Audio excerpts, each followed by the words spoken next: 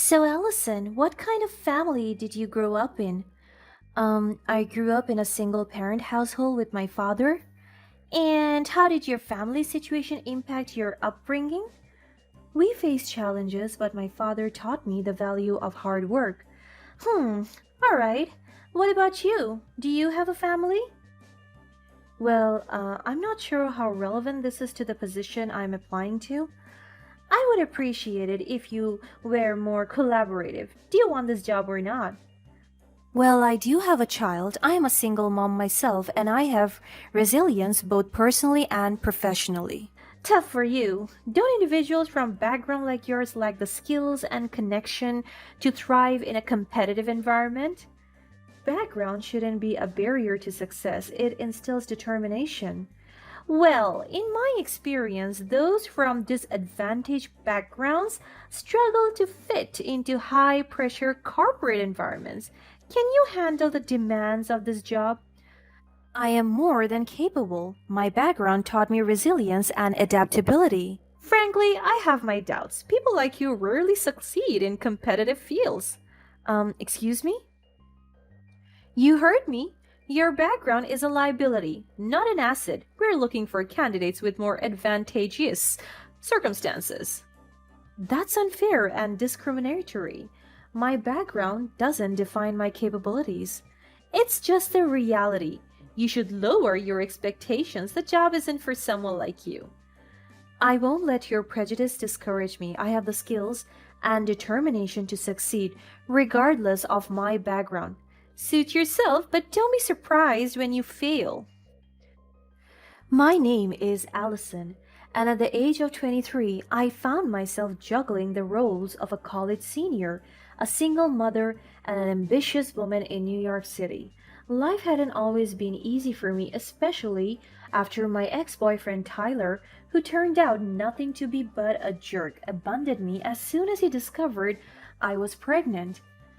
I fled to another city and went to college there. Left to care for our child alone, I knew I had to forge my own path and create a better future for both of us.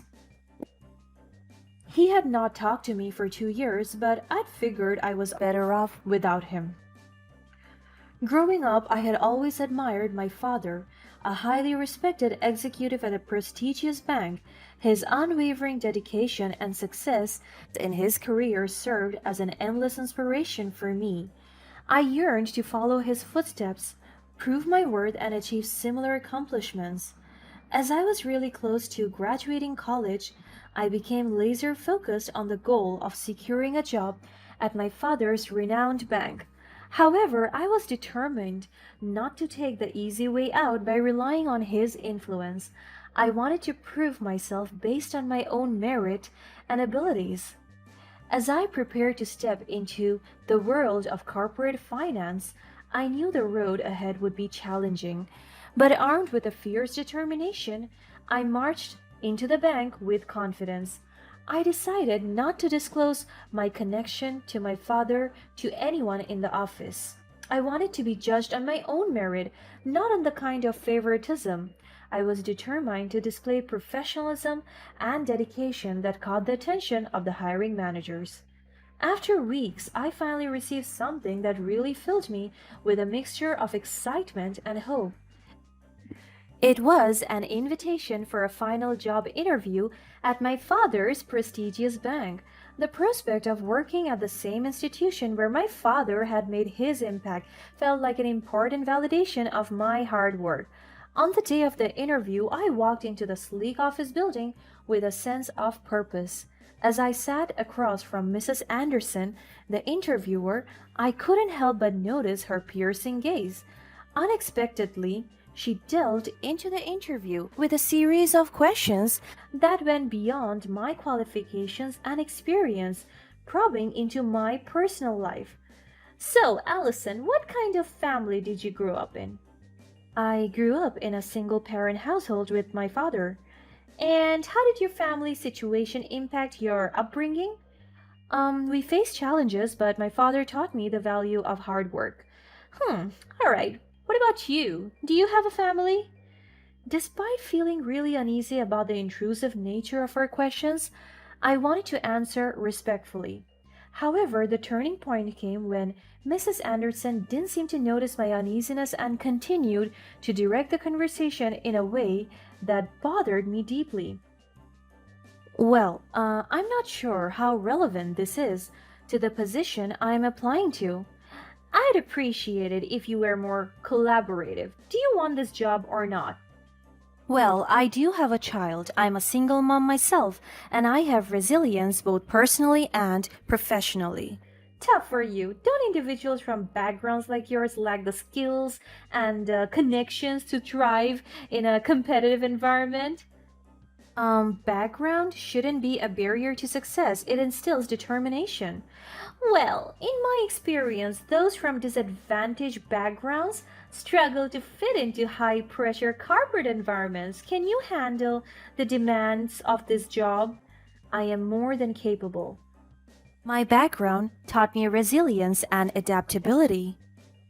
Frankly, I have my doubts. People like you rarely succeed in competitive fields. Excuse me? You heard me. Your background is a liability, not an asset. We're looking for candidates with more advantageous circumstances. That's unfair and discriminatory. My background doesn't define my capabilities. It's the reality. You should lower your expectations. This job isn't for someone like you. I won't let your prejudice discourage me. I have the skills and determination to succeed regardless of my background. Suit yourself, but don't be surprised when you fail. Her words hit me like a punch to the gut. I fought to maintain my composure, not letting her see the depth of hurt and humiliation I felt. I understood that remaining professional and respectful was crucial at this point, even though her comment cut me deeply. I held my head high and kept my cool. It was then that a thought occurred to me. It was clear that Mrs. Anderson was not the designated interviewer for my final job assessment. The woman I talked to by email was really nice, and I'm sure Mrs. Anderson might just be a substitute for the day. Refusing to let her prejudice defeat me, I decided to take a bold risk. I requested to speak with Mrs. Anderson's boss. The unexpectedness of my request caught Mrs. Anderson off guard. At that moment, it became evident that I was not as naive and compliant as she had assumed. The tables had turned and the power dynamic shifted. She was forced to get up and call in somebody else. I was quite confused but more relieved than anything. At least now I would have a real chance. As I sat down with the more experienced HR specialist, I was no longer the timid interviewee I was before. I had found my voice and chose to assert myself. Calmly but firmly, I introduced myself again and convinced her to hire me. The HR specialist listened attentively, her demeanor reflecting both understanding and impression. I laid out my aspirations, my qualifications, and my desire to contribute to the bank's success. I went quite well, and I couldn't help but feel Mrs. Anderson would not let me into this company, judging from her toxic behaviors. As I left the interview room, doubts began to creep into my mind. Mrs. Anderson's remark lingered, planting seeds of uncertainty within me. I questioned whether I could truly achieve my dreams of success in an environment that harbored such terrible views. Was this the right place for me to build a career and create a better life for my child? How did my dad even succeed here? Is my future really that gloomy? I found myself filled with conflicting emotions, disappointment, anger, and a sense of betrayal. But deep down, there was still a sense of resilience. I took a moment to gather myself. I had come so far, defying expectations and proving my worth at every step. While Mrs. Anderson's comment had wounded me, it would not define me or my future. I refused to let her narrow-mindedness drag me down. A week later, my persistence and determination were rewarded when I received an email from the bank. I had been offered a job with great compensation. The joy that flooded my heart was immeasurable. I couldn't contain my excitement and took to social media to share the incredible milestone. Posting on both Facebook and Instagram, I celebrated the new chapter in my life with so much excitement. The support and encouragement from friends and family were so meaningful to me. The joy I felt was not just for myself, but for all those who had stood by me throughout my journey. With gratitude in my heart and a renewed sense of purpose, I stepped into this new chapter of my life. The journey was far from over, but I was ready to embrace the challenges and embrace the opportunities that awaited me at the prestigious bank. Just as life seemed to go so well, a message from Tyler disrupted everything. It had been years since we had any contact, and I certainly did not expect him to resurface now, crawling back into my life just like that. Hey Allison, it's been a while. I hope you're doing well. I've been thinking a lot lately and I miss you. I want to be a part of our child's life. Can we talk and figure things out? The audacity of his words left me taken aback. How could he expect me to trust him after he had abandoned us when we needed him the most? The wounds he left behind ran deep, and I had built a life for myself and my child without him. Tyler, it's surprising to hear from you after all this time. Our child and I have been building a life without you. I can't simply welcome you back without proof of genuine change and commitment. I hope you understand. But instead of accepting my decision, Tyler's tone shifted and he lashed out, questioning my motives.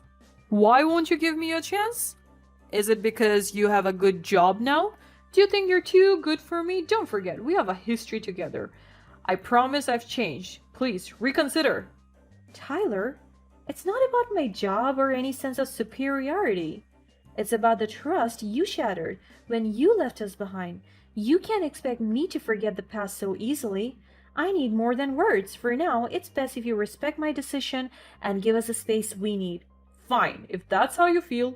But I promise I'll come to find you again. Our child deserves to have both parents in their lives. I won't give up on us. Tyler, please respect our boundaries and give us the space we need. The well-being of our child is my priority. Take care. His offensive remark pierced through me, reopening old wounds.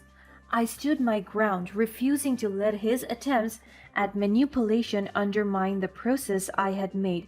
But deep down, I was devastated. In the aftermath of our encounter, a mixture of emotions swirled within me. Anger, disappointment, and vulnerability threatened to overshadow my recent triumphs. However, I refused to let Tyler's reappearance affect me. Finally, it came the time for me to go to my office. On the first day, something surprising caught my eye. I saw Tyler driving Mrs. Anderson to work. As they said goodbye, he called her Mom. It hit me all at once why Mrs. Anderson had been so mean to me. She was his mom. She must have hated me and blamed me for keeping the baby, thus making him move to another city. As if things were not bad enough in the office, I found myself working directly under Mrs. Anderson's authority. She continued to treat me with incredible meanness, but I was prepared for it.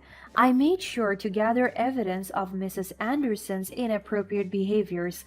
I documented instances where she made discriminatory remarks and took unfair actions. Every day in the office was a challenge, dealing with Mrs. Anderson's attitude, but I stayed focused. I knew that gathering evidence was crucial to expose the truth and seek justice. Finally, with all the evidence I had, I decided to confront Mrs. Anderson directly. I asked her why she had been so mean to me, knowing deep down that it had everything to do with her son. I even told her that I was aware of their connection and how it influenced her treatment of me.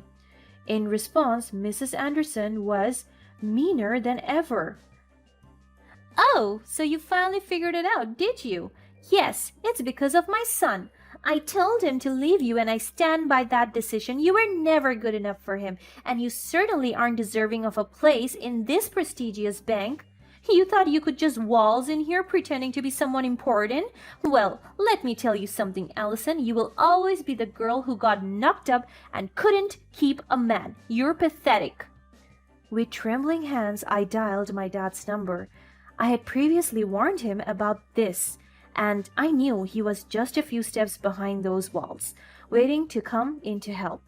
Mrs. Anderson saw how quiet I was and she thought she was winning. She kept talking. Actually, at this point, she was practically screaming. You see, Allison, you will always be beneath me. Your aspirations, your dreams, they're all stupid and meaningless. You are nothing more than a burden to this company. I don't know why they even bothered hiring you. It's clear that you don't belong here and you never will. You're just a reminder of your own failures. As Mrs. Anderson's terrible tantrum reached its peak, my dad walked into the scene, witnessing her unprofessional behavior firsthand. The presence of my father, a highly respected executive at the company, shocked Mrs. Anderson. The room fell into an uncomfortable silence. Without hesitation, my dad took charge of the situation. Mrs. Anderson's employment was terminated almost immediately. The company recognized her misconduct and swiftly took action. She lost her job and her reputation. After that, Tyler once again reached out to me. He had the audacity to ask for money, attempting to shift blame and responsibility onto me for his mother's termination. It became painfully clear that he was nothing more than a mommy's boy, crawling back into my life for financial gain. At that moment, I saw through his manipulative tactics and rejected his request once and for all. I refused to let him exploit me. I recognized the importance of standing up for myself and protecting the well-being of my child. I blocked him out of our life forever and watched as he and his mother struggled to make ends meet. In the aftermath of these events, I held my head high, knowing that I had confronted injustice and fought for what was right. The sense of accomplishment and pursuit of a fulfilling career became my driving force. With resilience and determination, I left behind the toxicity of the past and embraced a brighter, more promising future. I can't wait to build a beautiful life with my child, with the help of my hard-working, loving father. I have had my happy ending after all. What about you? What would you do if you were in my position?